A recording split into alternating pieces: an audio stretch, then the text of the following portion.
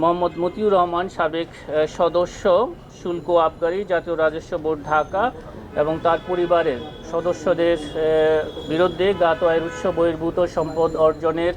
প্রাথমিক প্রমাণাদি পাওয়ায় তাদের প্রতি দুর্নীতি দমন কমিশন আইন 2004-এর 26-1 দ্বারাই সম্পদ বিবরণী দাখিলের আদেশ জারি করা হয়েছিল। উক্ত আদেশের প্রেক্ষিতে তার এবং তার পরিবারের সদস্যরা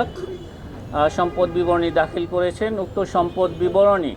যাচাই শেষে প্রাপ্ত তথ্য অনুযায়ী জনাব লায়লা কানিজ, স্বামী মোহাম্মদ মতিউর রহমান ও জনাব মোহাম্মদ মতিউর রহমান, সাবেক সদস্য, জাতীয় রাজস্ব বোর্ড, ঢাকা, দুর্নীতি দমন কমিশনে দাখিলকৃত সম্পদ বিবরণীতে অসৎ উদ্দেশ্যে মিথ্যা ও ভিত্তিহীন তথ্য প্রদান করে 1,53,63,690 টাকা মূল্যের সম্পদের তথ্য গোপন এবং অসাধু উপায়ে জ্ঞাত আয়ের উৎসের সাথে অসঙ্গতিপূর্ণ 13 কোটি টাকারও বেশি মূল্যের সম্পদের মালিকানা অর্জন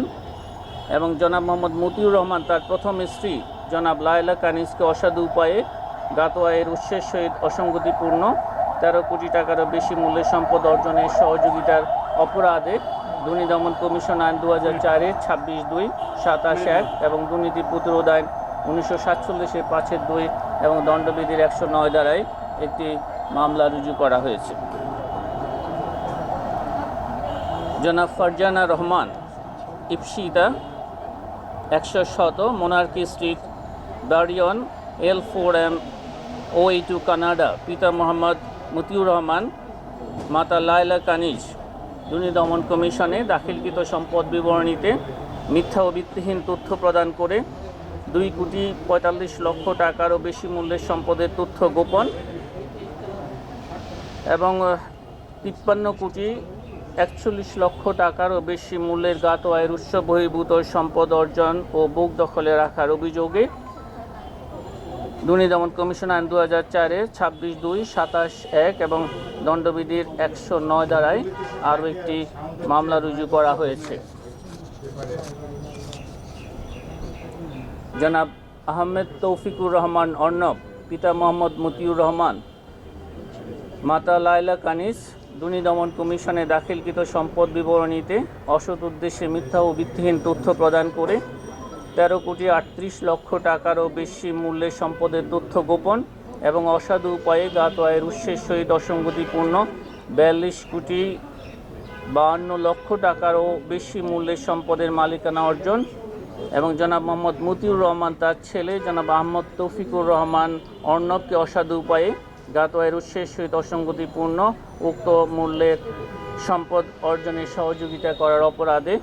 দুর্নীতি দমন কমিশন আইন 2004-এর 26-2, 27 এবং দণ্ডবিধির 109 দ্বারায় আরও একটি মামলা রুজু করা হয়েছে।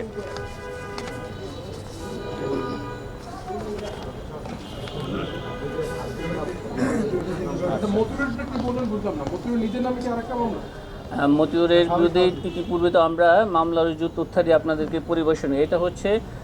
তার পরিবারের অন্যান্য সদস্যদের, তার প্রথম স্ত্রী, তার সন্তান, তার ছেলে এবং মেয়ের বিরুদ্ধে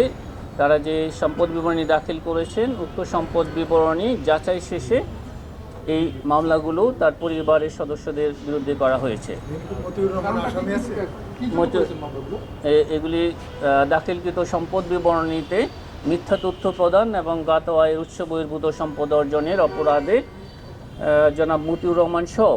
তার পোষ্যদের বিরুদ্ধে এই মামলা করা হয়েছে। মতিউর রহমান সহ